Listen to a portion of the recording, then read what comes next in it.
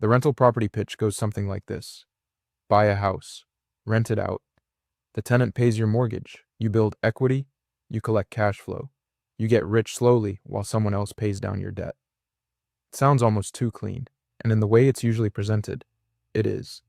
Because that version of the story leaves out about half the actual costs. Not because real estate investors are lying to you, but because a lot of those costs are invisible until you're the one paying them. As someone who owns rental properties, I can tell you the math looks very different from the inside than it does in the pitch. Today we're going to run the numbers honestly, the same way a risk analyst would, and find out what a rental property actually returns after every real cost is accounted for. Not the best case, the realistic case. I'm POW. This is the house math. Let's get into it. Let's start with how most people calculate rental property returns. The most common metric you'll see is called cap rate, short for capitalization rate. Cap rate is a quick way to estimate the return on a rental property. Here's how it's calculated. Cap rate equals net operating income divided by property value. Net operating income, or NOI, is your annual rental income minus your basic operating expenses. Things like property taxes, insurance, and maintenance. It does not include mortgage payments. That's an important detail we'll come back to. Let's use a real example. A $300,000 rental property renting for $2,000 per month. Annual gross rent, $24,000. Subtract basic operating expenses, property taxes, insurance, basic maintenance. Let's say $6,000 per year combined. Net operating income, $18,000. Cap rate, $18,000 divided by $300,000 equals 6%. A 6% cap rate sounds solid. In many markets, a 6% cap rate is considered a decent rental property. But here's what that number doesn't include. Mortgage, interest, vacancy, property management fees, capital expenditures, big repairs, lawn care, snow removal, pest control, accounting and legal fees, the cost of your own time. When you add all of those back in, the actual cash-on-cash return often looks nothing like the cap rate suggests. Let's build the real number from scratch. To get the real return on a rental property, we need to account for every cost category. There are 7 of them. Most real estate pitches mention 2 or 3. Category 1, mortgage payment. This is the big one most cap rate calculations ignore. If you finance the property, and most investors do, you have a monthly principal and interest payment on a $300,000 property with 20% down. That's a $240,000 mortgage. At a 7% interest rate on a 30-year loan, that's roughly $1,597 per month. $19,164 per year. Category 2, property taxes. Varies widely by state and county. National average is around 1% of assessed value per year. On a $300,000 property, $3,000 per year. Category 3, insurance. Landlord insurance, which is different and more expensive than homeowners insurance, runs approximately $1,200 to $2,000 per year on a typical single-family rental. Category 4, vacancy. No property is rented 12 months a year indefinitely. Tenants move out, units sit empty between leases. The industry standard estimate is 8 to 10% vacancy, or roughly 1 month empty per year. On $24,000 gross rent, that's $2,000 lost per year. Category 5, maintenance and repairs. The standard rule of thumb, and it's a conservative one, is 1% of property value per year in maintenance. On a $300,000 property, $3,000 per year. Older properties, higher. Newer properties, slightly lower. But something always breaks. Category 6, capital expenditures. This is the category almost nobody budgets for correctly. Capital expenditures, CapEx, are the big ticket items that don't happen every year, but hit hard when they do. Roof replacement, $8,000 to $15,000. HVAC system, $5,000 to $10,000. Water heater, flooring, appliances, windows. The standard CapEx reserve is another 1% of property value per year. Set aside monthly so you're not blindsided. Another $3,000 per year on our example property. Category 7, Property Management. If you self-manage, your time isn't free. Tenant calls, maintenance coordination, lease renewals, showing vacant units. If you hire a property manager, the industry standard is 8 to 12% of collected rent. On $24,000 gross, $2,400 per year. Let's add it all up. Mortgage, $19,164. Property taxes, $3,000. Insurance, $1,500. Vacancy, 8%, $1,920. Maintenance, 1%, $3,000. CapEx reserve, 1%, $3,000. Property management, $2,400.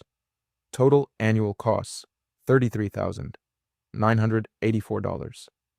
Annual gross rent, $24,000.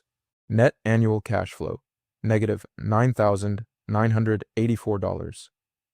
That $300,000 rental property with a 6% cap rate is losing nearly $10,000 per year in cash flow once every real cost is accounted for. Now, before anyone clicks away, this is not the end of the analysis. Cash flow is only one component of real estate returns. There are 3 others, and they change the picture significantly. Real estate returns have 4 components. Most conversations and most pitches only talk about one of them. Component 1, cash flow, the monthly income after all expenses. As we just saw, at current prices and rates, this is often negative in the early years of a leveraged property. Component 2, appreciation, the increase in property value over time. U.S. residential real estate has historically appreciated at roughly 3 to 4% per year on average, slightly above inflation. On a $300,000 property at 3% appreciation, that's $9,000 in added value per year. Component 3, equity paydown. Every mortgage payment includes a portion of principal, the actual debt being paid down. In the early years of a 30-year mortgage, this is small, but it grows every year as the loan matures. In year 1 of our $240,000 mortgage at 7%, roughly $3,200 in principal paid down. Component 4, tax benefits. Rental properties come with significant tax advantages. Depreciation, the IRS, allows you to deduct the cost of the building over 27.5 years as a paper expense against your rental income. On a $300,000 property where the building value is estimated at $240,000, that's $8,727 per year in depreciation deductions. For someone in a 22% tax bracket, that's roughly $1,920 in tax savings per year. Now let's add all 4 components together. Cash flow minus $9,984. Appreciation plus $9,000. Equity paydown plus $3,200. Tax benefit plus $1,920. Total annual return plus $4,136. On a $60,000 down payment, that's a 6.9% total return. Not spectacular. Not the wealth building machine the pitch promised, but positive, and that's with a 7% mortgage rate. At lower interest rates, the math looks better. In appreciating markets, the math looks better. With self-management instead of a property manager, the math looks better. The point isn't that rental properties are bad investments. The point is that the real return is very different from the advertised one, and you need all 4 components to see the full picture. Even with all 4 return components accounted for, there are risk factors that a spreadsheet can't fully capture. A risk analyst looks at these differently than a typical real estate pitch does. Risk. 1. Concentration. Most individual investors own 1 to 3 rental properties. That means your real estate investment is not diversified. It's concentrated in 1 or 2 specific addresses. If the neighborhood declines, if a major employer leaves the area, if environmental issues emerge, your entire investment is exposed. Compare that to an index fund holding hundreds or thousands of companies. The concentration risk in individual real estate is real and rarely discussed. Risk 2. Liquidity. Real estate is illiquid. You cannot sell a rental house in a day. The transaction costs alone, typically 6 to 8% of sale price in agent commissions, closing costs, and transfer taxes, mean you're starting every investment already in a hole.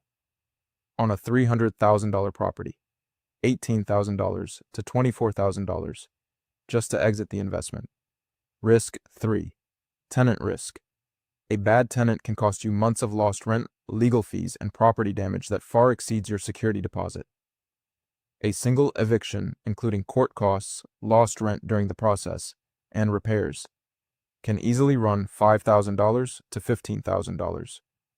And it can happen to careful, experienced landlords. Risk 4. Interest rate sensitivity. As we saw in our example, the mortgage rate dramatically affects your cash flow. At 4% instead of 7% on the same property, your annual mortgage payment drops by nearly $6,000. The entire investment thesis can flip based on the rate environment you buy into. Here's the honest comparison most real estate content never makes. The S&P 500 has returned an average of roughly 10% per year historically. Fully liquid, zero management required, no tenants, no roof replacements, no vacancy, no concentration risk. Our rental property returned 6.9%, with significant management burden, concentration risk, and illiquidity. That doesn't make real estate a bad investment. Leverage, tax benefits, and forced savings make it genuinely compelling for many investors. But the comparison deserves to be made honestly. Here's the honest picture of rental property math. The advertised return, based on cap rate alone, is incomplete. The real return requires all four components: cash flow, appreciation, equity paydown, and tax benefits. When you add them all together, a well-bought rental property in a decent market can deliver 6 to 10% total annual return. But it comes with concentration risk, illiquidity, management burden, and the ever-present possibility of a bad tenant wiping out a year of gains in a single incident. None of that means you shouldn't own rental properties. As someone with rental properties myself, I believe in the asset class, but I believe in it with eyes open, with the full cost stack calculated, with the four return components understood, with the risks honestly priced. That's the difference between a real estate investor and someone who bought a property because the pitch sounded good. Next video, we go deeper into rental property math and answer the question I get asked most often: is a rental property actually better than just investing the same money in index funds? We'll run that comparison with real numbers. Subscribe so you don't miss it. I'm POW. This is the House Math. See you next week.